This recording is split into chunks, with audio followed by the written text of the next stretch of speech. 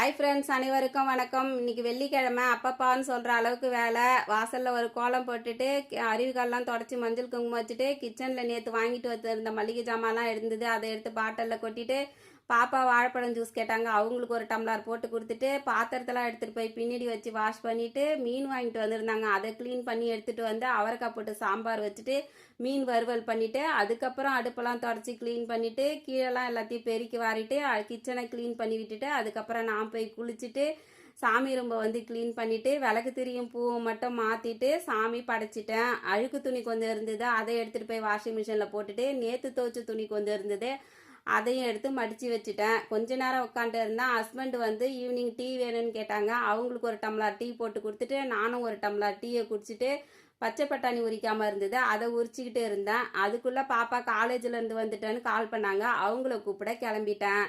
ஆரம்பத்தில் எனக்கு இந்த வண்டி ஓட்ட தெரியாது.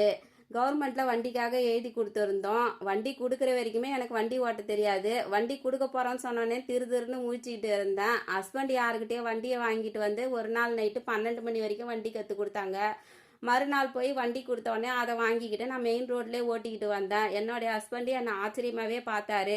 இது சாத்தியமானு கேட்டால் சாத்தியம்தான். நம்மளால் ஒன்று முடியும்னு நம்ம முயற்சி பண்ணோம்னா அது சாத்தியமாக தான் நமக்கு இருக்கும். நம்ம பயந்தோம்னா லாஸ்ட் வரைக்கும் பயந்துக்கிட்டே தான் இருக்கணும். என்னால் முடியும்னு நான் நினச்சேன். எனக்கு இது சாத்தியமாயிடுச்சு. நமக்கு முன்னாடி ஒருத்தவங்க வண்டி ஓட்டின்னு போகும்போது நம்ம பின்னாடி உக்காந்துருக்கிறவங்களுக்கு வண்டி ஓட்ட தெரியாதா? கண்டிப்பாக நம்மளால முடியும். என்னோட வீடியோ பிடிச்சிருந்தா லைக்